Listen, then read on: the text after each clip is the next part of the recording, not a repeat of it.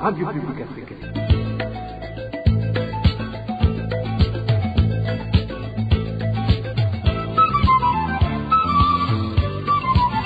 Radio Publique Africaine.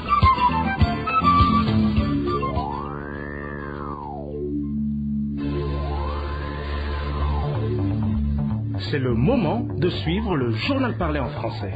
À la présentation, Onésime Douchimakité. C'est un plaisir de vous retrouver, mesdames et messieurs, à ce rendez-vous d'information de ce dimanche 4 juillet 2021. D'abord, les principaux titres.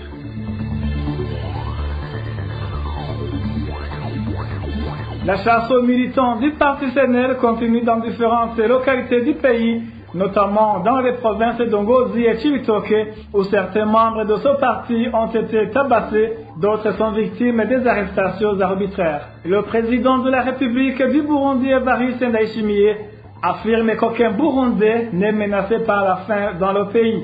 Pourtant, les statistiques des analystes œuvrant dans ce domaine peignent une image plutôt alarmante. En page de gouvernance, grogne des propriétaires de terres où sont implantés les sites d'extraction de mines de la société Tanganyika Mining Burundi à Mabayi, en province de Chibitoke.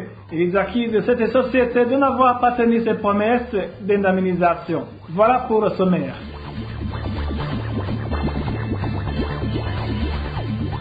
Ouvrons ce journal sur le chapitre sécurité. Un groupe d'Imbonerakure a attaqué la nuit dernière les domiciles de militants du Parti CNL sur la colline Ryumu, commune Kiremba de la province Ngozi. Cette attaque a fait 2 blessés, dont le chef de colline, également membre du Parti CNL. Le point avec Emmanuel Nyungeko. Cette attaque des Imbonerakure a eu lieu vers 19h. Un groupe des Imbonerakure a attaqué certains habitants de la colline Ryumu, membres du Parti CNL, qui rentraient de leur fête. Ces Imbonerakure ont commencé à passer à tabac ces partisans du CNL. Par la suite, le chef de la colline Ryumu est venu intervenir, mais il a également été frappé, comme tous les autres, comme le rapporte cet habitant de Ryumu.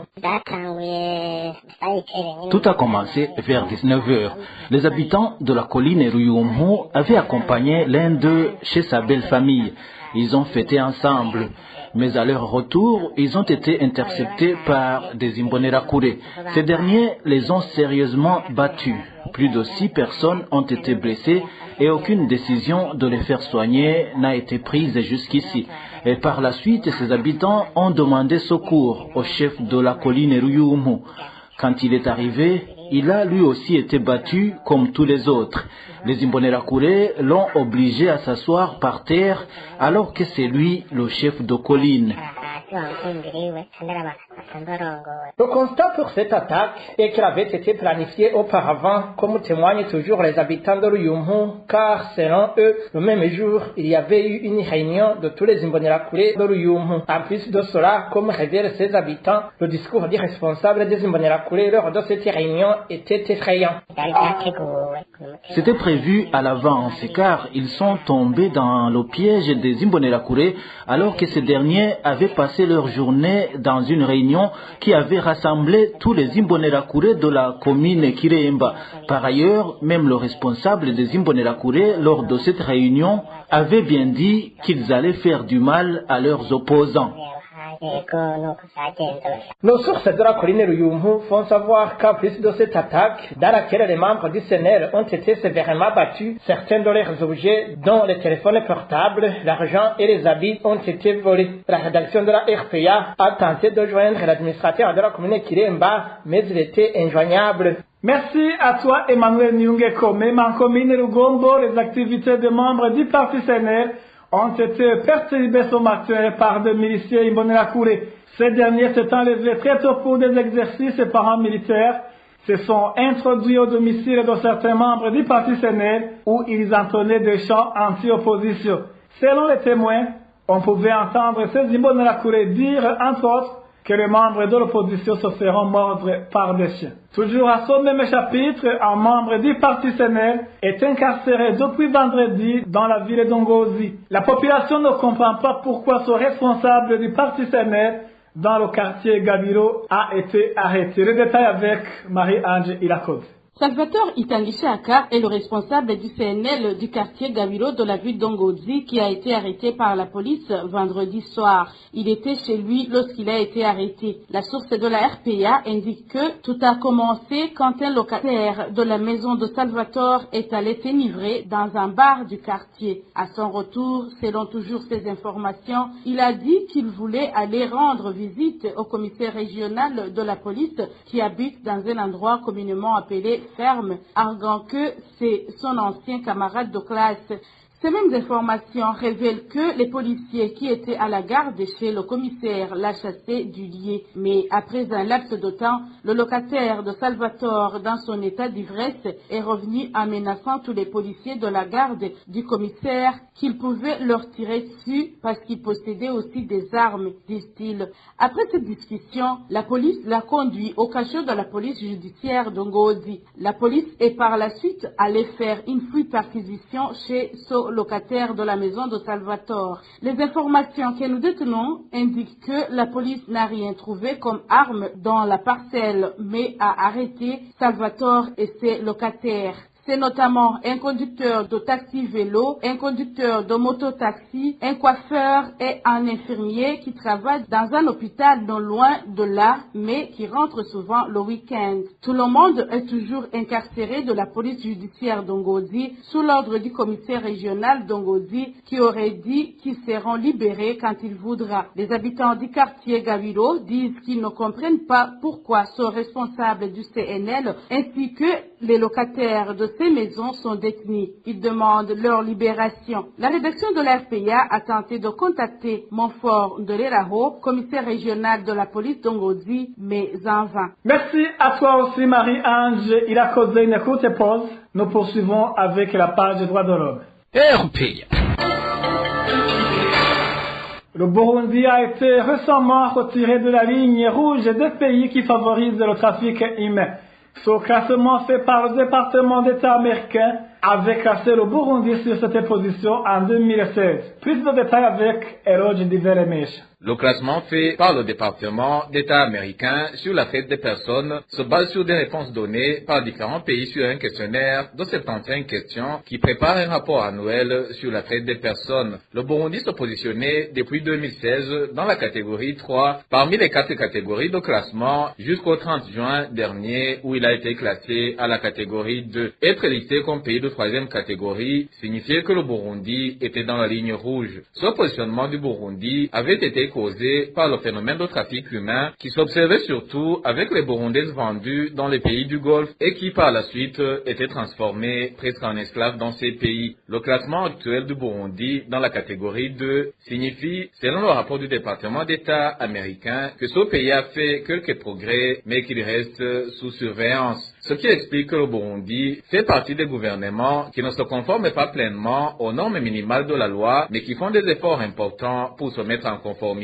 avec ces normes. Le département d'État américain indique que le gouvernement du Burundi a montré des changements importants qui l'ont amené à passer du niveau 3 au niveau 2. Entre autres changements, ce rapport cite l'augmentation d'enquêtes et poursuites concernant les infractions présumées de traite, la condamnation des trafiquants pour la première fois depuis 2015, l'orientation des victimes vers une assistance pour la première fois également depuis 2015, une formation institutionnalisée de lutte contre la traite pour les forces de l'ordre, les procureurs et les fonctionnaires judiciaires, le développement et mise en œuvre du tout premier système national de collecte des données du pays sur les efforts des forces de l'ordre pour lutter contre la traite des êtres humains et former des procureurs, des responsables judiciaires et des forces de l'ordre à son utilisation. Vous saurez que ce classement du département d'État américain évalue les États-Unis également depuis 2010 selon les mêmes normes. Au chapitre éducation, le directeur de l'école fondamentale 1 située au chef-lieu de la province de Changuzo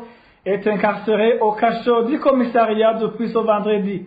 Il est accusé de falsifier les bulletins des élèves. Le point avec Eroge Kwizera. Le directeur incarcéré est connu sous le nom de Théoneste Bichugeng. Il était directeur à l'école fondamentale 1 depuis 2015. Notre source à cette école indique que vendredi, ce directeur était en train de falsifier des bulletins comme il en avait l'habitude. Ceux qui sont contre son comportement ont appelé le directeur provincial de l'enseignement qui l'a attrapé en flagrant délit. Notre source à cette école révèle aussi que son directeur a été plusieurs fois dénoncé, mais qu'aucune décision n'avait été prise car il était protégé par l'ancien directeur de l'enseignement de la province de Changuzo, Dinodo Leonidas Tangira. Autre chose est-il qu'il y en a qui ne croyaient pas à ses reproches puisque son directeur était curé dans l'église catholique.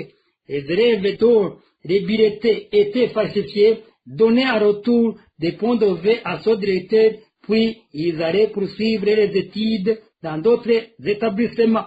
Ce qui n'avait pas donné de points de vue, comme les filles étaient obligées de coucher avec lui, selon nos sources.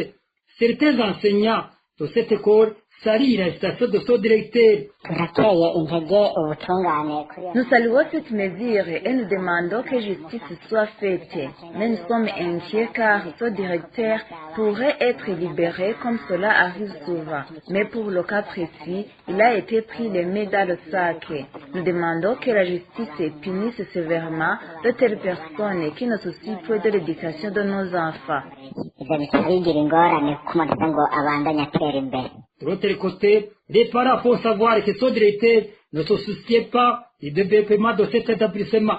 Ils expliquent que les enfants vont chercher de l'eau potable dans les ménages environnants, alors qu'ils ont contribué pour le raccordement de l'eau potable à cette école. En page politique, aujourd'hui, aucun Burundais n'est menacé par la faim dans le pays. Propos du président de la République du Burundi au cours de la célébration du 59e anniversaire de l'indépendance du Burundi. Evariste Ndayishimiye a indiqué que grâce à son sous-sol, le Burundi est en possession de capitaux suffisants. Suivez plutôt Evariste Ndayishimiye, le président de la République du Burundi.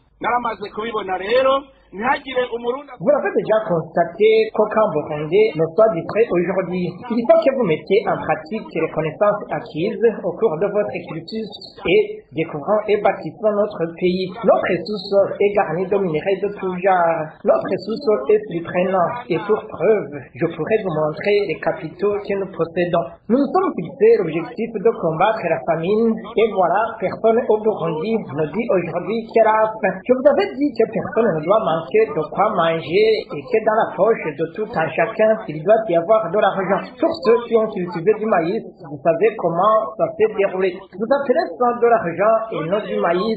Pour ceux, alors, tout ça est en capital et c'est ce que nous constatons par nous-mêmes que c'est possible. C'est vraiment possible quand nous travaillons en synergie. Même si le président de la République se félicite du pas franchi en matière de l'autosuffisance alimentaire au Burundi, les statistiques des analystes œuvrant dans ce domaine peignent une image plutôt alarmante. Le rapport de l'IPC Burundi sorti le mois dernier montre que presque la moitié de la population burundaise est frappée par une insécurité alimentaire. Hervé Seigneur Mongere nous en dit plus.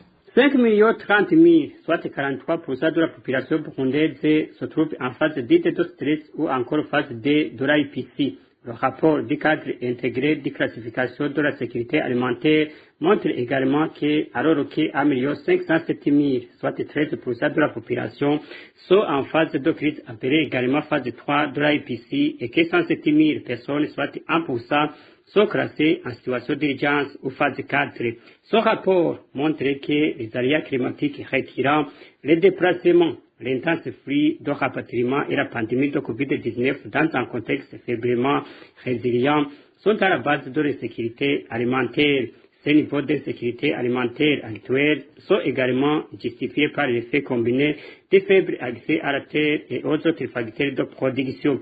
L'IPC note aussi les chocs naturels, notamment le déficit hydrique qui a compromis les récoltes de céréales et les légumineuses sur la majeure partie de la dépression du Nord. Les inondations ont affecté les activités sur le littoral d'Irak, Tanganyika, dans un contexte de perturbation des activités transfrontalières, échanges et migration économique suite au renforcement des mesures de prévention contre la pandémie de Covid-19. En fait, l'IPC révèle également, entre autres facteurs, l'introduction d'une nouvelle variété de semences de maïs hybrides, ainsi que la volonté du gouvernement de garantir un prix plancher de 680 francs par kilogramme et en achetant tout le prix. Merci à toi aussi, Elvis Niomongere. Les propriétaires de terres où sont implantés les sites d'extraction des mines de la société Tanganyika Mining Burundi à Mabayi sont en colère. Ils accusent cette société minière de n'avoir pas tenu ses promesses d'indemnisation. Francine Mahoro nous en dit plus. Plus de 120 familles de la commune Mabayi en province de Chibitoke n'ont pas reçu les indemnisations depuis plus de 3 ans sur les périmètres où sont implantés les sites d'extraction de mines appartenant à la société Tanganyika Mining Burundi. Ces familles affichent une colère. Nous sommes en colère compte tenu des dommages causés par les travaux effectués sur nos parcelles et plantations de caféiers. Ils nous ont donné des papiers pour la réclamation, mais rien n'a été fait jusqu'à présent. Nous réclamons nos droits. Il faut que l'administration intervienne. Il faut que la société minière Tanganyika Mining Burundi honore ses engagements. Ces habitants de Mabayi affirment qu'ils se sont confiés à l'administration mais sans succès. Pendant que la société minière Tanganyika Mining Burundi est en train d'installer ces nouvelles infrastructures sur la colline Gakerekwa, ces habitants exigent à la société en question de régler d'abord les indemnisations. Nous nous sommes adressés à l'administration, mais rien n'a été fait. Depuis 2019, ils ont promis de nous indemniser, mais en vain. Cette fois-ci, la même société veut installer d'autres infrastructures à Gakerekwa, alors qu'ils n'ont pas encore finalisé des anciennes indemnisations. Nous voulons qu'ils nous dédommagent afin de continuer leurs projets. Le site minier de la société Tanganyika Mining Burundi est opérationnel en commune Mabayi depuis 2017. Tanganyika Mining Burundi est une société russo-burundaise et le gouvernement du Burundi y possède une part de 15%. Nous y reviendrons. Il y a pénurie de boissons de la Blarudi au chef-lieu de la commune de Mabanda en province de Makamba depuis un mois. Les commerçants indiquent que même lorsqu'il y a le peu de boissons disponibles, l'on privilégie le favoritisme et les pots de vin lors de la distribution. Eric Nyozima. Les habitants du chef-lieu de la commune Mabanda indiquent qu'ils observent une carence de boissons Blarudi depuis un mois. Certains détaillants de ces boissons, faut savoir que lorsque ces boissons sont disponibles juste un petit moment et ne sont pas distribuées comme d'habitude, ils accusent les propriétaires des dépôts du zéro favoritisme dans la distribution et parfois ils demandent aux petits commerçants des pots de vin pour être servis. Autre chose, ces détaillants accusent ces propriétaires des dépôts de servir dans leur propre bar ces boissons. Comme conséquence, les prix de ces boissons ont actuellement grimpé dans cette localité de Mabanda. La grande Amstel coûte 2500 francs au lieu de 1800 francs le prix officiel. La petite Primousse s'achète à 1200 francs au lieu de 1000 francs. Et la grande Primousse s'achète à 1600 francs au lieu de 1500 francs. Les habitants du chef-lieu de la commune Mabanda, surtout les vendeurs détaillants de ces boissons de la Blarudi, demandent aux autorités habilitées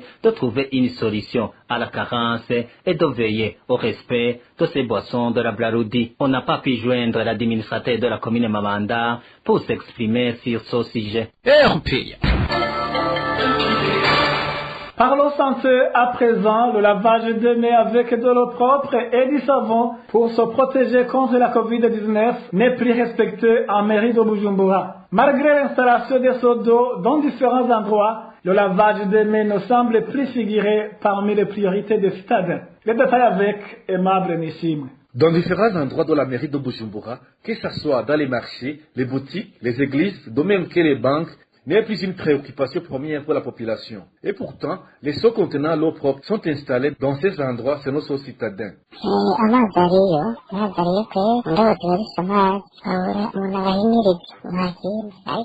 L'eau est disponible dans les seaux, mais ce qui manque, c'est l'explication des autorités pour sensibiliser la population à se laver les mains chaque fois. Et ils l'ont fait au début de cette année pour certains bars et églises. Durant cette période, chacun devrait se laver les mains avant d'entrer dans ces endroits, mais cela n'a pas duré longtemps. Pour le moment, on dirait que la Covid n'existe plus. Pourtant, ceux qui devraient sensibiliser les autres sont les propriétaires de ces endroits. Il n'y a aucun effort de la part des autorités pour inciter la population à se laver les mains avec de l'eau propre et du savon dans les différents endroits. Le lavage des mains est un problème.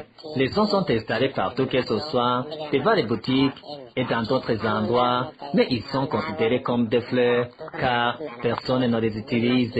La situation est pareille sur les parkings de bus, dans les banques, les gens entrent comme ça, sans se laver les mains. En peu de mots, il y a un relâchement en ce qui concerne la mesure de lavage des mains.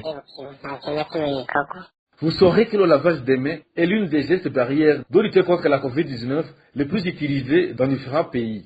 De plus, la commission chargée de lutter contre la COVID-19 au Burundi avait ordonné que, dans le but de lutter contre la propagation de cette pandémie, qu'on doit installer des seaux contenant de l'eau potable pour se laver sur les entrées des marchés, les écoles, les boutiques et dans d'autres lieux. À ce propos, la rédaction de la RPA a contacté le ministre de la Santé, Tadei Kumana, de même que Gervais de la Kobucha, le ministre de l'Intérieur, pour qu'il s'exprime à cette négligence de la population, mais sans succès.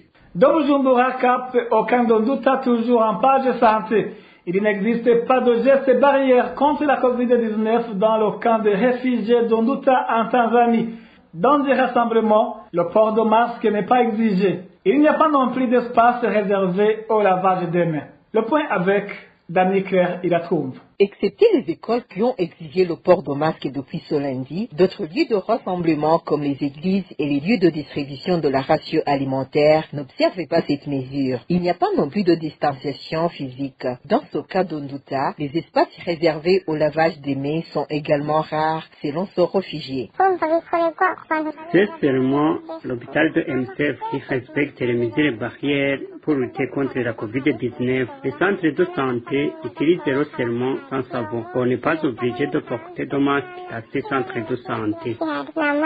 Dans ce cas d'Onduta, les réfugiés craignent d'attraper la COVID-19. Selon eux, certains présentent des signes de ce virus, mais il n'y a pas de matériel pour faire le dépistage. Merci à toi aussi, Dani Claire, il a trouvé. Merci, mesdames et messieurs, de nous avoir suivis. C'est parti que prend fait ce journal. Excellent, bon dimanche à tous. Au revoir.